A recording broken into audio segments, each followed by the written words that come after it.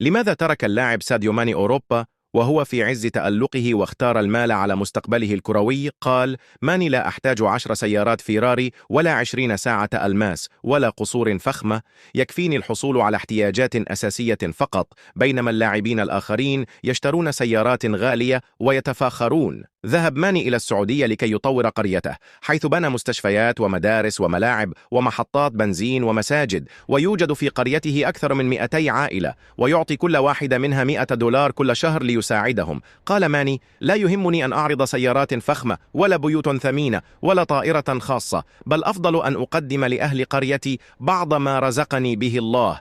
إذا أعجبك هذا اللاعب الخلوق وتحترمه، ضع بصمتك في الفيديو بالإعجاب أو تعليق واشتراك في القناة. والسلام عليكم.